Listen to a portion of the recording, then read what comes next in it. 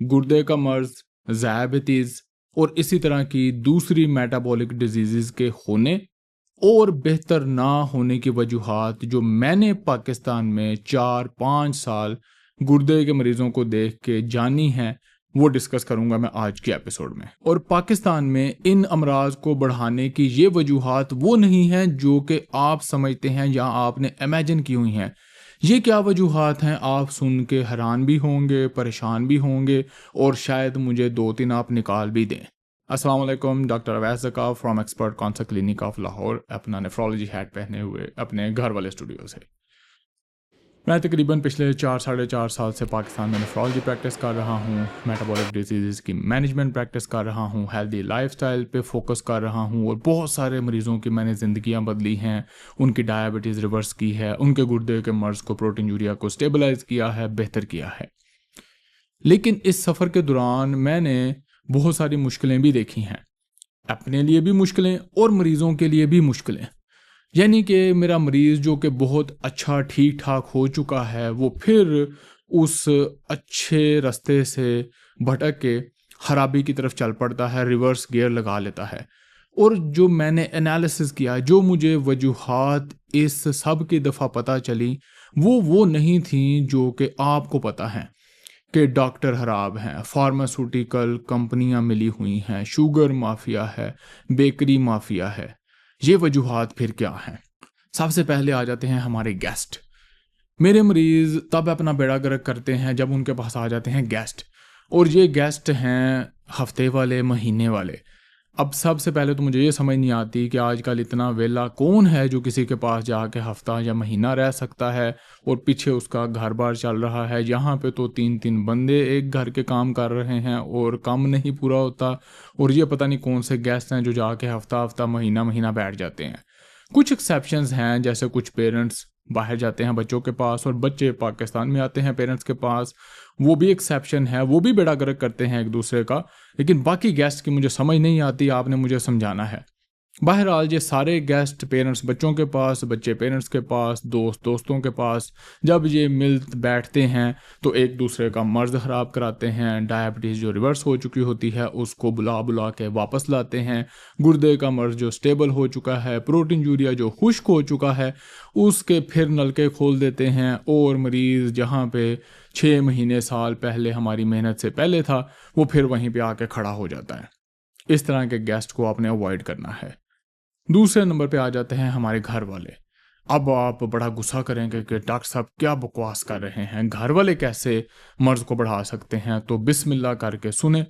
सबसे पहले मेरे मरीज़ों के हेल्दी लाइफस्टाइल में जो रुकावट है वो है एक सांस।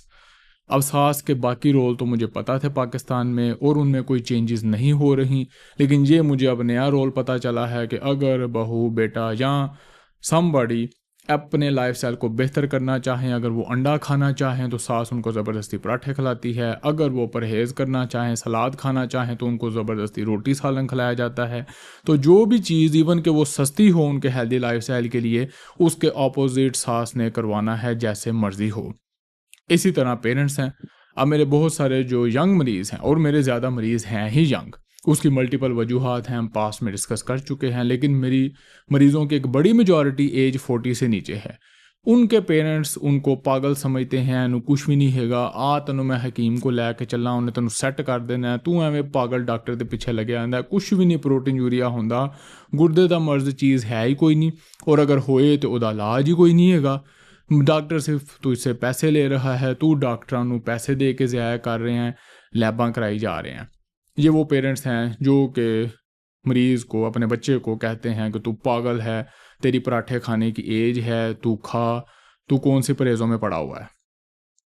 और इसी तरह घर के दूसरे कंपोनेंट्स में स्पेशली हस्बैंड वाइफ्स का हेल्दी लाइफस्टाइल बर्दाश्त नहीं कर सकते, उनको बीमार करवाते हैं। हाँ, वाइफ्स पहले हस्बैंड का बेड़ा गर्क कर रही होती हैं, लेकिन एक दफ़ा उनको पता चल जाए कि हस्बैंड बीमार हो गया है तो तब वो अपना पैटर्न चेंज कर लेती हैं, पराठों से सूखी रोटी पे आ जाती हैं, अंडों की वो भी दुश्मन हैं।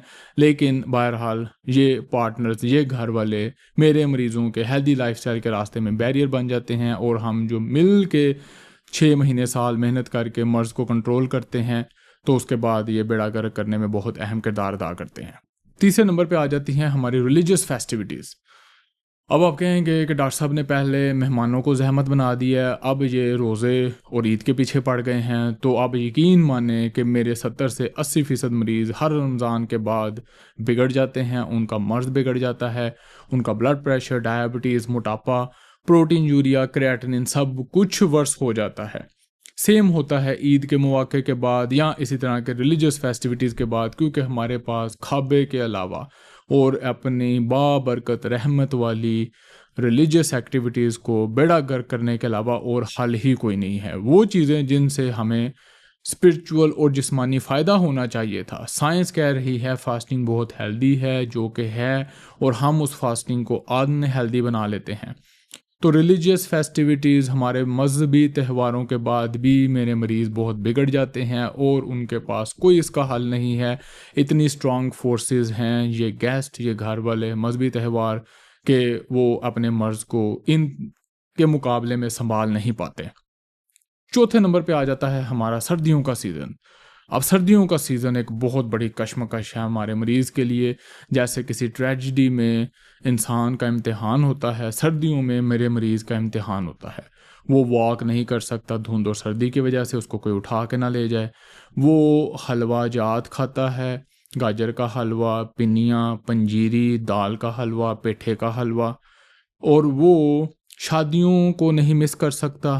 اب اس نے شادی پہ کیونکہ سلامی دی ہوتی ہے تو اس نے صرف ایک سلامی کے پیسے پورے نہیں کر کے جانے، اس نے پورے ہفتے کی روٹی کھا کے جانی ہوتی ہے۔ جیسے کہ پچھلے دنوں میں نے آپ کو بتایا کہ ایک پیشنٹ تو نہیں تھے، خیر بزرگ تھے، ان کا ساتھ بھتیجا تھا، 2 نان وہ کھا چکے تھے، بھتیجا 6 یا 4 نان اور لے کے آیا، وہ کٹے ہوئے تھے تو میں نے صحیح کیلکولیٹ نہیں کیے کیونکہ میں خود پریشان ہو گیا، اور ساتھ 6 آئس کریم کے پیس لے کے آیا، اور تایا ابو نے کہا کہ بس کر، اور بھتیجا کہتا ہے تایا ابو چاچو ابھی تو شروعات ہوئی ہے، ابھی تو ہم نے ایک اور راؤنڈ لگانا ہے۔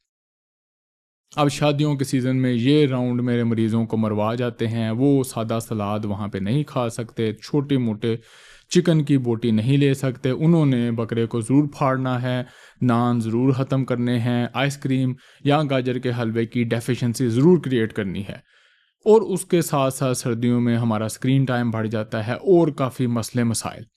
اب یہ ساری چیزیں چاروں ملا کے جو میں نے آبزرو کی ہیں پچھلے 3-4 سال میں، میرے وہ گردے کے مریض جو کہ بڑے ڈسپلن کا مظاہرہ کر لیتے ہیں سارا سال، ان سیزنز میں وہ اپنا مرض خراب کر لیتے ہیں، جس کی ایک تو ہے اچھی وجہ یہ ہو گئی یا اچھی بات یہ ہو گئی کہ کم از کم ہمیں کوئی اور بھی بلیم کرنے کے لیے ملا۔ اب اس سارے سے بچنے کے لیے آپ کے پاس 2 حل ہیں، یا تو آپ دعا کریں کہ میرے جیسے ڈاکٹر پاکستان میں نہ آئیں جو کہ مریضوں کو بہتر کرنا شروع کر چکے ہیں، تاکہ آپ اسی ڈائلاگ میں پڑے رہیں، اسی سیلف ڈاؤٹ میں پڑے رہیں کہ ڈاکٹر نے میرا مریض خراب کیتا، فارماسیوٹیکل والیاں نے کیتا، فوڈ مافیا نے کیتا، شوگر مافیا نے کیتا، بیکری مافیا نے کیتا، تو پھر آپ کا علامہ صحیح رہے گا۔ اگر میرے جیسے ڈاکٹر آ گئے جنہوں نے مریض کو بہتر کر کے ثابت کرنا شروع کر دیا کہ آپ کی ساری بیماریاں آپ کے لائف سٹائل کی وجہ سے ہیں جو کہ بہتر ہو سکتی ہیں، دیکھو آپ کا پروٹین یوریا 4 گرام سے 1 گرام پہ آ گیا ہے، تو آپ خود بھی اپنی مشکل میں پڑ جائیں گے، اور آپ کو وہ جو ذہنی سکون ملتا ہے ڈاکٹر اور دوائیوں والوں کو گالیاں نکال کے، لیبوں والوں کو گالیاں نکال کے، وہ آپ کو نہیں ملے گا۔ تو ایپیسوڈ کو ہم سمرائز کرتے ہیں کہ ہمارے مہمان، ہمارے گھر والے، ہمارے مذہبی تہوار، ہمارا سردیوں کا سیزن، شادیوں کا سیزن بہت بڑے بیریئرز ہیں جو کہ یا مریض بناتے ہیں، یا مریضوں کو خراب کرتے ہیں، یا مریضوں کی اچھی پروگرس کا بیڑا گرک کر دیتے ہیں۔ اگر آپ اپنے مرض کو سنبھال کے رکھنا چاہتے ہیں تو آپ نے ان چاروں فورسز کے خلاف بڑے تحمل سے، بڑے مطمئن طریقے سے لڑنا ہے، ان کو اچھا مینیج کرنا ہے، ان کو بھی بلکہ ہیلدی لائف سٹائل کی طرف لے کے آنا ہے، کیونکہ کل کو یہ بھی میرے ہی مریض ہیں، کہیں نہیں جا رہے، بلکہ آپ نے ان کی میرے ساتھ ایڈوانس بکنگ کرانی ہے ڈسکاؤنٹ پہ۔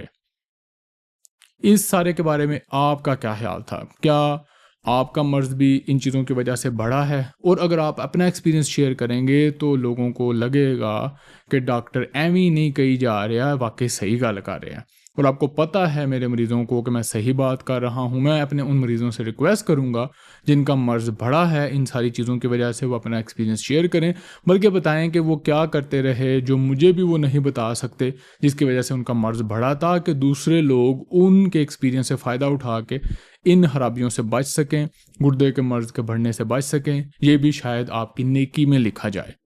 اور ہماری ملاقات ہوگی اگلی نیو سیریز آف ویڈیوز جس میں ہم کافی کمپلیکس ٹاپک ڈسکس کریں گے. اللہ حافظ.